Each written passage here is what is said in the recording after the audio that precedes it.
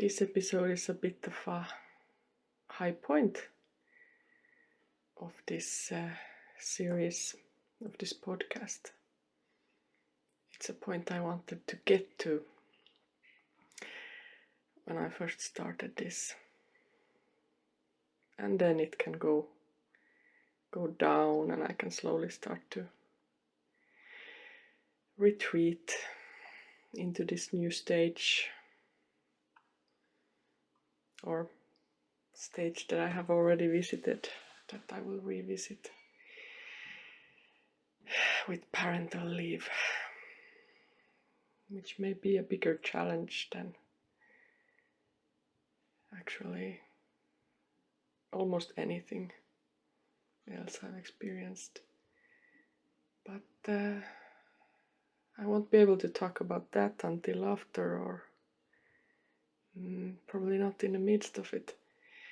Right now I want to get out these last bits. Things I learned that were so deeply meaningful to me and valuable that I now had the feeling that I wanted to get them out, and I probably will do more talking and trying to express these things later in different ways, because expression is always just, the way I see it, it's just attempts to get out and communicate and share things. And I have to do those attempts in many different ways, on many different platforms or mediums, apparently. But yeah, enough with that introductory rambling, and on with the rambling focused for this episode. I want to talk about dreams, visions, and imaginings. I chose to use all of these words because I think these three areas or words or concepts, or they're very related, very intertwined. At least they have been in my experience, in my life. And they kind of follow these steps, because the first part of my life, I had mostly just access to dreams. I think all of us, or most of us, have experience of dreaming when we're sleeping. And that's what I had as a way of connecting or accessing the subconscious, or the collective unconscious even. I don't know how deep it goes. Maybe some dreams were more in my subconscious and some dreams were going beyond to stranger places. That's how it felt, at least. And then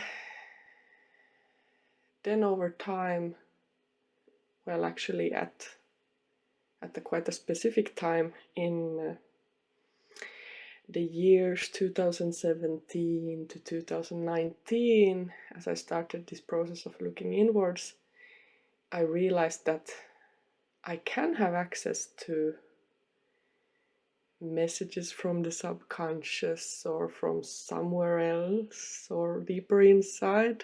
I don't know exactly where, but just a different type of knowledge or information than what I may be taking through reading something or using my rational mind. And in this process, I then started to experience something that you can call visions, because I have a very visual mind. I've always had vivid dreams, but in that stage then I could experience those things while I was not asleep, but I was often in some kind of a calmer or meditative state.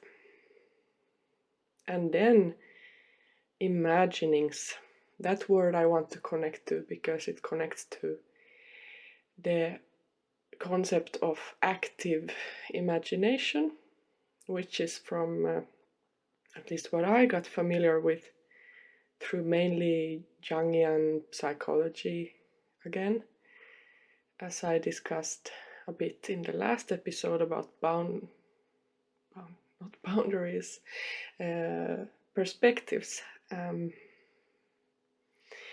I have been reading and learning about Jungian psychology because it was one bridge from my background, growing up in a world where rational thought was kind of equated with that's what you can use and that's how you can study.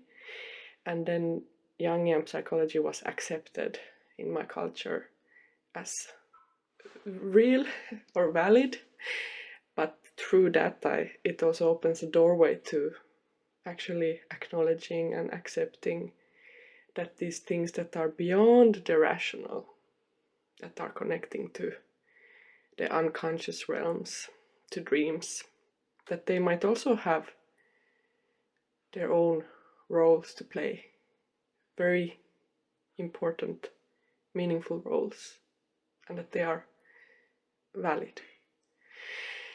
So, okay, let's start in the world of dreams, because that's where I started, and maybe that's where many people start or stay or continue to experience something that is beyond the rational, or subverting the rational, or playing with it. And I had an experience of my life direction completely changing because of a dream that I had. And actually, when I look back, that is kind of the main event that started my process of looking inwards and trying to see what if it would be true, what if it's real that we can connect to something that is beyond this world or what's visible to us, beyond the mundane or whatever. Because this dream had such a tremendous effect on my life, it kind of tore me away from what had been to that point a very rational approach, where I had tried to control my life and I had tried to kind of rationally plan for things and thinking I could control my life led to a bit of an overemphasis in a way that it started to feel very static and dead. And there was no more surprises. It was like I was pressing out the life out of my life by trying to control it too much. I think I talk about it a bit more in the first episode in Magic is Here, but then I had the experience of a dream that really shook me awake, and pointed out to me that there's more to life. There's life that feels igniting or exciting, or that's maybe not as you thought. Maybe you can't plan everything. Maybe you have to trust or listen to something deeper than trying to create or decide exactly everything with your mind. And this is a very personal dream, so I decided to share that dream for those who are curious as a bonus episode. So if you join my Substack, you can also access that dream, but I don't feel comfortable to share it publicly, so I will focus on here more discussing the results from that dream, and then focus more on the aspects of how I continued with then trying to let the subconscious or the unknown or the irrational to have a different role in my life. And yeah, that's the plan for this episode, to talk about these dreams and visions and imaginings. So this dream came in a time when I was very focused on controlling with the mind, and I didn't have any connections to any actions or behaviors where I would actively or intentionally seek for guidance from anywhere beyond myself or deeper. I had some kind of a deep spirituality, but it was like in the background. It wasn't activated. I knew, or I've always felt that there's got to be something deeper or vaster. But at that point in my life, I hadn't actively focused on that so much. And then this dream was like a sign, or maybe not a sign, it was more like a slap, a slap from that something, which may just as well be maybe just my soul, my own some deeper level inside of me that was like wanting to rouse me awake, to change my direction in such a way that I would get back to the life of my life, to the spark that I had started to extinguish by being too swept into the dullness or grayness or trying to control everything. So after this dream and the process that it resulted in, which took a year or two, I first tried to fight against it and get back to my rational state of mind, but that battle had already been lost when that dream kind of slapped me or opened my eyes into that perspective, into that experience, because dreams are real experiences. We feel things that we feel in them, and we are there wherever the dream is, and I believe that it is a real and true experience. And then we can talk about, like, okay, is it just the mind creating, or is it physically real? I don't know.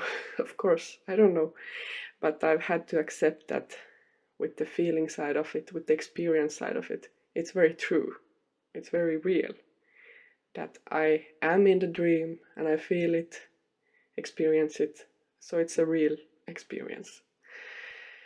And that experience in the dream created such a contrast to my waking state, to my life, that I realized I need to shift things around, I need to balance things out. How can I feel that I'm alive in the dream, and then in my waking life, where am I? Or what kind of life is that? You know, this idea of our waking life being the dream, that kind of started playing in my mind, and I,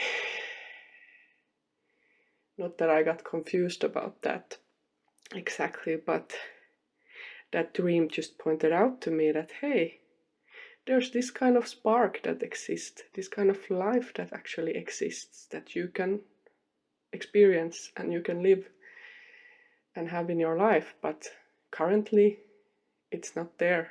So you have to readjust if you want to live a life that feels like a life.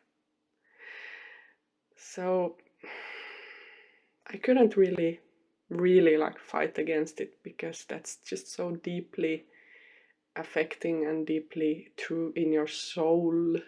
You can feel it when that kind of a slap or call comes, or what to call it. So I shifted things around in my life, made some changes, and those changes ended up with me living alone. And feeling like I was insane. But knowing deep inside that I was only starting to become sane. But it was a great unknown to leap into, as these big shifts, life changes are. So I moved into a much smaller apartment and further out from the small city that I had lived in, because I just felt that I needed a reset or a shift. I needed something to acknowledge. I needed to acknowledge this change or this shift in the physical realm as well. And then there, in that small apartment, closer to forests, closer to lakes, where I could go on walks, I could then give more attention to this inner call, the inner world, or connecting with myself or with the subconscious, and trying to connect with that life, with the spark of life. And it was a difficult thing, a very challenging shift, but it was immensely meaningful. And over time, as I moved on and stepped into that life, I could see and understand the deep value and meaning for me that it held. And then, because this decision was basically derived from trusting a dream, it helped me to trust that whatever that voice is, whatever that knowing is that you can get from a dream. In this case, it helped me to confirm that there was something there, and there was something I needed to connect with and go deeper into, and try to get into my life as a more balanced part of my life, to balance it out. So I had this, let's put it here, this rational approach where I used my mind gathering information and making decisions and thinking things through. And then I now had this other side where I had a gut feeling, or I had an inner voice, whatever way it comes, and I had trusted it. I had made a first decision with that, and it felt very meaningful to me. And it was so small, this sense of being able to trust this. It was so new that it was like a very small part of me that was able to, that I could allow to use it, and the other side was still, no, let's think things through. It's taking so much of the energy, because that was how I was used to doing things. And then, maybe thankfully, because of this whole shift, that I had now ended up living alone, and I had started to land into my work in a way that I had energy after the workday to still delve into learning or meditating or doing things like that. I had the window of opportunity where I could dedicate time and space to do just that. So then over time I experimented and practiced and tested out with just listening in. I had learned my whole life to just listen outwards, or listen to others, or listen to the news, or whatever information I got from somewhere else. And now suddenly I had a voice inside of me that had given me something that I could never get from anywhere else. Well, maybe it came from somewhere else. I don't know how to describe that. I know that if you have felt it, I think you know exactly what I mean. And if you haven't, then no descriptions from my side is gonna help anyway. So you either understand or you don't, I guess. So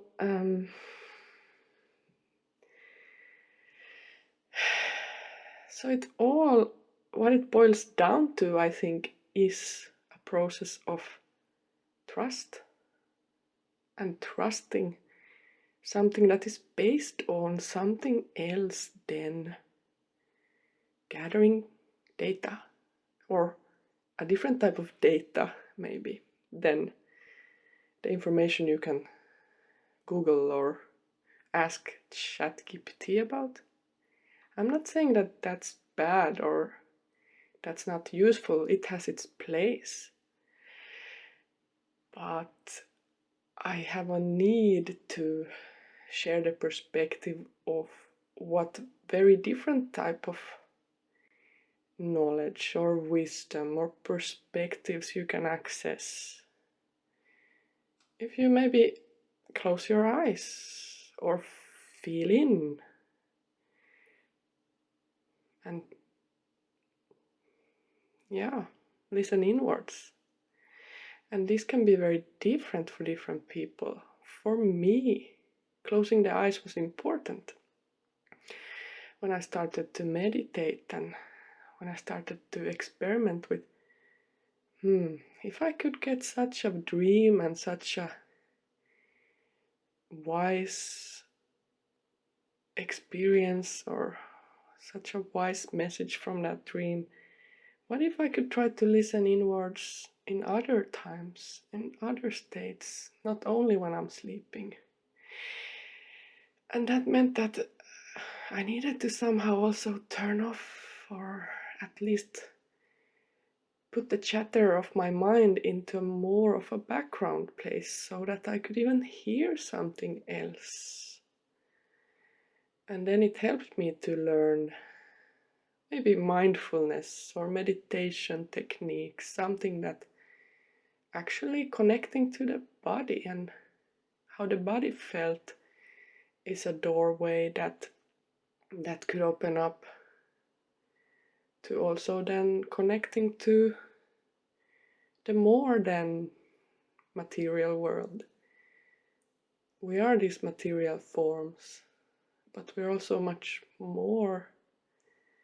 But we have the doorway into that more, or that other area through, I think, through our physical forms. However weird and paradoxical that sounds, but as I felt more in balance, that I started to do this thing that I was laying down on the floor every day after I got home from work. And in the energy episode, I shared a bit about this whole thing of trying to release others' energies and then call back my own energies, so I would be experiencing myself as just being me here, present, and in my body, centered, connected to the world, but also to me, just me, because that was like an inner doorway that you can then use to go in through yourself into everything, or the all, or maybe just your own personal space that's somewhere beyond the waking world. So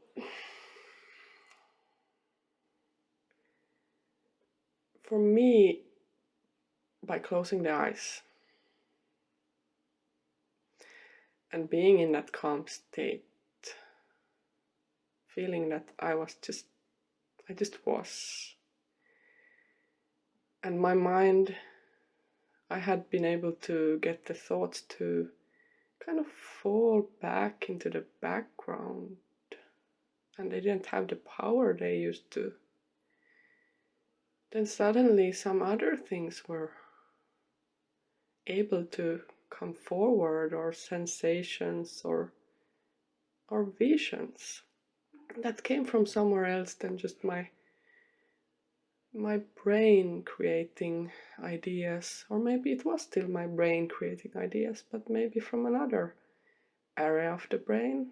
I don't know. There are maybe other researchers who are doing research into these things who could say, but my focus is on describing the experience and being a voice for that deep, or to encourage looking inwards.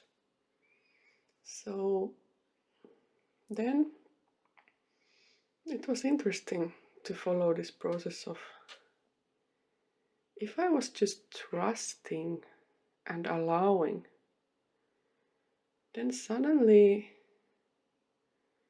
the inner world started to speak more and more and express itself more and more in different ways. But the key to do so, to be able to listen, is so much in the trusting and allowing, and kind of suspension of disbelief. That's a word we use for if you take part in a story or something that's not real, that you allow yourself to believe that it's real so you can have fun with it and experience that other world or that story. And for me then, in this process, I tried to learn or practice how to do so with my inner world or with my imaginations. Aha, something is coming up, I'm feeling or sensing or seeing something. What if I would listen to it and believe that it has validity, or that it's real in its own way? And that's still an ongoing process, but it has resulted in some interesting shifts too. And so, if trusting and allowing is our keys to do so, we have a big challenge that we need to face. And that is fear. And that's something I had. I hadn't looked inwards or tried to connect with anything larger, partly also because I was terrified of what I would find there. We have all these horror stories and all these ideas about devils and demons and monsters and ghosts and fear of the unknown, which makes sense, because if it's the unknown, it could be anything, and it could be really scary, and maybe there are a lot of scary things if we have that state of mind. And actually, in the beginning, when I started to try to connect with the inner or something else, I saw visualizations of, the images were monster-like. There were some creatures that my mind perceived as very scary and powerful, because I was so afraid of looking inwards. And our mind will affect the way we perceive things. Our mind and our emotions they're connected, and depending on your state of mind, you will experience things differently, as I was partly, I think, talking about in the last episode in perspectives. But And that came very clear with me in this process.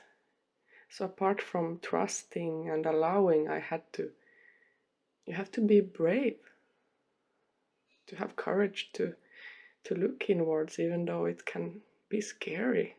If that's something you feel called to do, if that's something you want to do. I had a deep need to do so, so I did. And I went forward. And over time, those scary versions shifted and transformed as I grew more familiar with my sense or my inner world. It became more natural. It became less,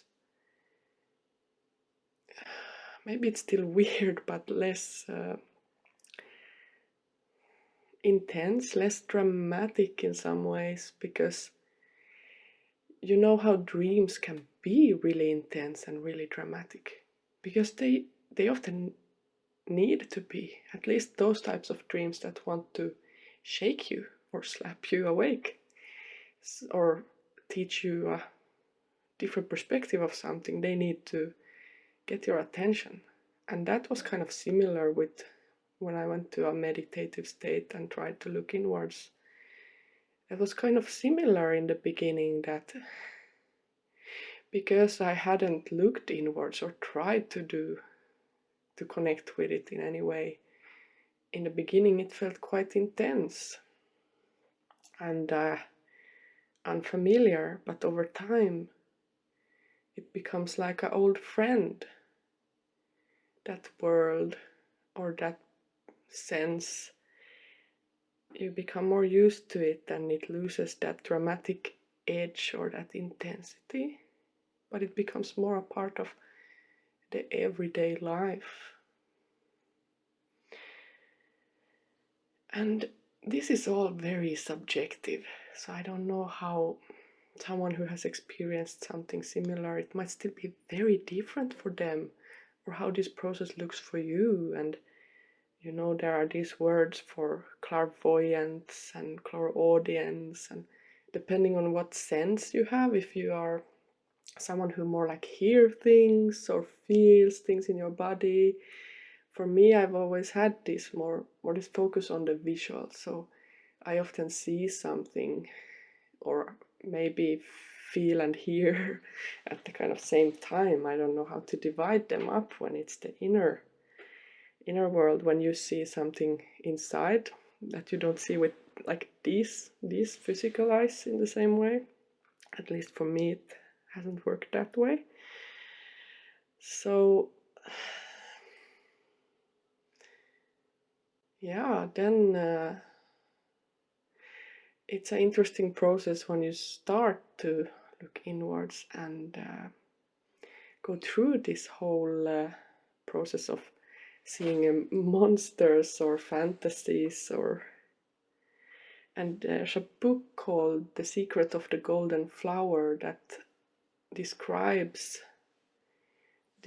a bit of this process. It's like meant as a guide for how you can meditate, and there's some things with that book that I resonated with and others that I didn't.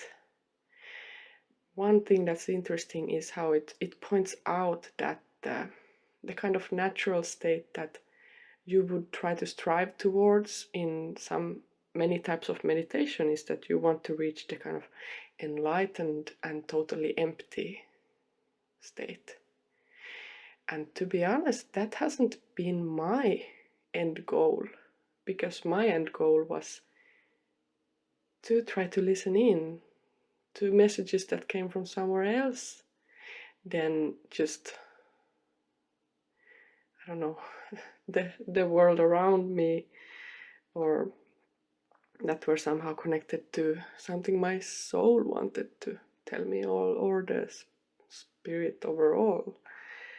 And in that book, one very valid and interesting point they make is that, in fact, there's a big possibility that these kinds of creatures or visions, or if you see guides or whatever, that these are also just manufactures of your mind that's trying to, it's the illusions. They are all illusions, and the deepest truth is the emptiness. But for me, it was helpful to become aware of these illusions or characters, and I could see how there is some kind of symbolic, deep wisdom and knowledge, something you can learn from also those. And that's a point of dream interpretation, or trying to see the mechanics underlying the way you're thinking. That those kinds of visions or characters are manifestations of maybe the tendencies of your subconscious, or something deeper inside of you that's trying to get your attention or express itself. So I've landed more in that stance, that you can see it for what it is. It sometimes feels like it doesn't make sense, but if you feel into it, you can feel that. If you feel there is some kind of a meaning there, or you have some interpretation that just jumps up, that this is what that means, and this is how I could kind of use that knowledge, then I think it's valid, or it could be useful. But that's my perspective on these things. And there's of course there's room to see it differently. And if you have more of an approach that I want to just get into this state of peace and just get beyond all of these figures and visions, then fine. I've had moments when I go into a meditative state and actually my mind and me kind of dissolves. And then I've been gone somewhere, I don't know where, just everywhere or nowhere. And then I suddenly come back, and that's also a very interesting experience and valid in its own way. But for me, my particular life or approach, I think there's a point to engaging with the symbols of my soul or subconscious that then take these forms in the visions or dreams. Well, if you're with me in this episode, I think you have maybe had similar experiences, or you can relate. And otherwise, this all might just seem like ramblings and gibberish, and that's fine. I'm trying my best to express these things, but it's not. I find it's quite challenging, and I feel like I lose the thread all over the place, because this is such a subject matter that is in the world of that irrationality or subconscious or the soul, which is maybe nothing and everything at the same time. And my words and my thoughts float out and around me and are harder to hold in a very stable way, it feels like. So maybe it's time for me to look at my little notes. Yeah, I spoke about those dreams, or the dream that roused me awake, and maybe I could say something more about those dreams. I always had very vivid dreams, and now when I read through some old diaries, I have 85 notebooks of diaries that I started when I was 11. So I have my chronicles, and I looked at notebooks from my teenage years, and they were super intense. And many of them were about processing this experience of becoming an adult, becoming a woman, very somewhere violent and somewhere very dark and somewhere less dark, and that's the place of the dreams, is to process also those emotions that maybe don't have space in the daily life, or where the rational mind is trying to hold a certain stance, and then in the dreams you can feel the underlying or other sides. And yeah,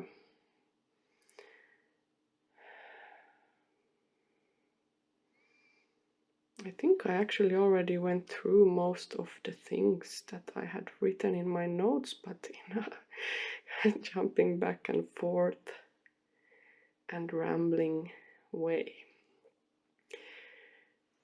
Dreams are interesting in the way that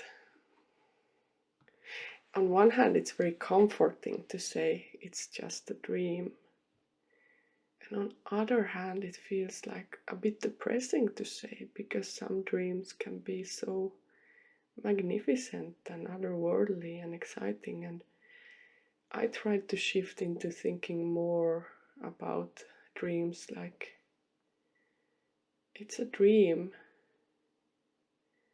and in a way it can be just a dream, but it's also it's more than using the word just. Maybe I would use the word it's something else, or it's a different vantage point, or it's another perspective, it's another experience. It's valid in its own way.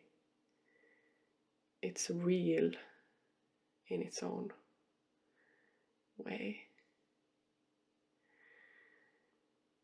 And be curious, if it's a dream that affects you, to just have some openness and curiosity to see what is it about, or is there a deeper level, is there something I could gain.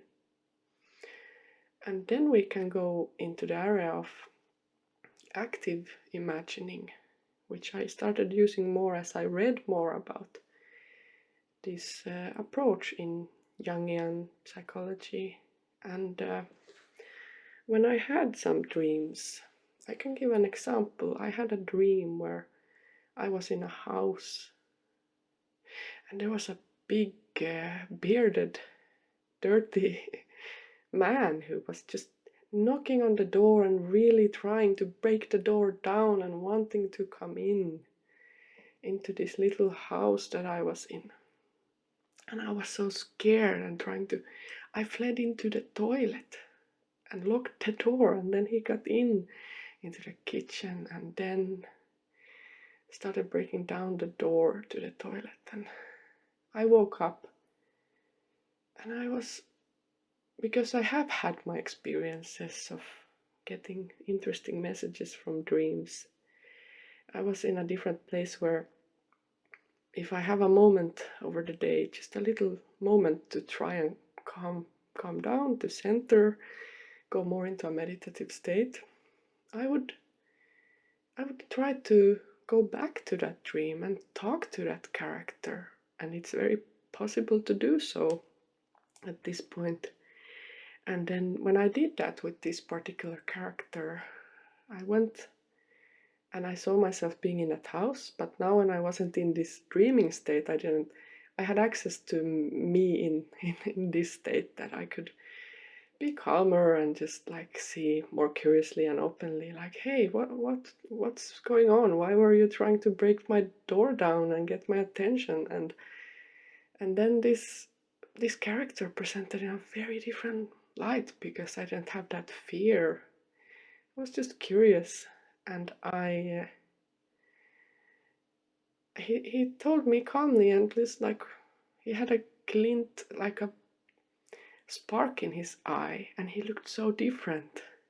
He was more like just a free kind of person who had a lot of energy and who was somehow powerful or strong, and they had wanted to get my attention because this this character represented the side in me that just fearlessly goes after what they want. And they just wanted to, they functioned in such a way that they didn't ask for permission or be like, oh, sorry, could I like knock on the door? They just wanted to go in. They rushed right in because that was the energy that this character represented. And they just wanted to come and tell me like, hey, yeah, you could just do that. You could be more straight and go through. And that's the message that my soul or inner world just wanted to tell me. And then I was listening and yeah, okay, that's an approach that could be interesting to also have available. Maybe I wouldn't go, dreams are not literal in that way. That dream didn't tell me that I should go and break people's doors down. That dream tried to tell me that I could have access to an energy where I don't maybe have to be so hiding myself away or being so scared of expressing, that maybe I could just express. That's how it felt. And then that dream helped me to maybe step more into that energy a bit. So that's an example of how I would do active imagining after having a dream that affected me. I would just try to look in and listen in and see what that dream character or that place wanted to tell me. And on my Substack, I have actually written a few posts where I do this process, where I share a dream, and there I also then share what message I got or what that dream, what energy it was about when I went in and tried to connect to it again. So there are a few posts like that there as well. But of course, they're very subjective, and dreams are, maybe it's most interesting to try to look into your own dreams than just read dreams of others, but it can be interesting as well. There's a whole book of the dreams that Carl Jung had, the Red Book, that I found very fascinating to read. I think those were, well, maybe both dreams and visualizations or active imaginings that he embarked upon, and very interesting to see, to find these descriptions of similar processes and see kind of shared traits among them, but also differences. Because in Jung's case, his journeys into the inner world were also a lot about facing that, or getting to know that more irrational side, or the soul. There we have those ideas that the animus character is the soul side of a female, and then the anima character is kind of the soul version of a male, and that the soul is the other gender. I don't completely subscribe to that idea because I have my own gender identity is a bit more, has gone into a different place where I feel it can be more fluid than having to divide it up like that. But I have had the process of connecting to the fear of that masculine side of me, or that was also maybe represented in the outer world as having fears connected to males that are then maybe also coming from my experiences that were not always the best. And anyway, I think it's more multifaceted than that, but it has some interesting ideas. And in the beginning of my process of looking inwards, I had a big emphasis on actually connecting to my own feminine, in witches or goddesses or whatever forms they took, because I think I had lived my life more internalizing internalizing the default stance of a person, which is or was just a man, or a more masculine stance, the rational stance, or the Jung approach. So for me, it was kind of similar to maybe Jung's process. I also had a period of time where I had to first connect with those types of symbols in my psyche of some kind of feminine energy. And then when I had gathered some ground and I was more stable in that, then I could also go and connect with the more masculine side. And now I feel like it's that voice, or the inner, doesn't really have a gender usually. It's more like a sense or feeling that comes up, intuition, like an intuitive sense that can come up, because it has started to blend more into the everyday. I don't necessarily go into a meditative state. I can just hear like a sentence, and then I have to stop and be like, oh, that actually came from somewhere else or somewhere deeper. That wasn't just my mind that provided me with a thought like on this more outer level. It was somewhere else, and that takes some time to practice and learn to pinpoint, and I still have a lot to learn with that. But it's interesting to follow this shift and to have now a few years of experience doing this process. So from 2017, 18, that's like 5-6 years now, maybe even more, that I've been experimenting with this.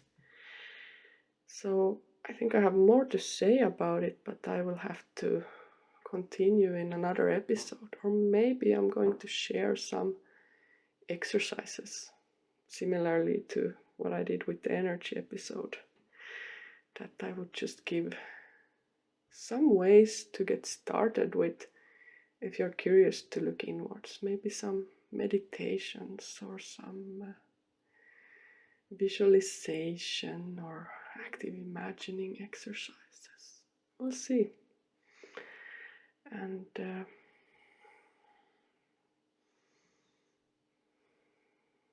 is there something more I'm thinking of? Now I feel I went and rambled about this whole animus anima without really describing what that is, but you can also find information about it on your own. There are many perspectives about that these days, because we have a different world, a different perspective on genders and archetypes than we maybe did before. But what I landed in is that I noticed that certain archetypes or symbols that come up in the form of in dream characters or visions, they are often connected to the way that I perceive that type of a character. And that's the main thing to look for. Is like, what associations do you have to this type of character? Like in my case with this bearded and big kind of dirty guy, that association was to someone who is kind of rude, but just going after what they want without thinking about anyone else's feelings. Because I had that association, then that kind of a character was associated to that energy. Then I know in myself what that particular dream figure wants to tell me. So that's like the main thing to look for. That doesn't mean that I think all men or all people like that are necessarily like that, but I just had that visual or that image symbolizing that type of energy in my mind in that case, and that was the most direct way that my inner world could communicate that to me, because it was very clear for me what that meant, and so on. So get curious. If this is something that resonates with you, or you're in a similar process or have been, then stay curious and let your inner world also have its space, and just trust and allow it to be a part of your life, because it can be very meaningful. At least it's been so for me.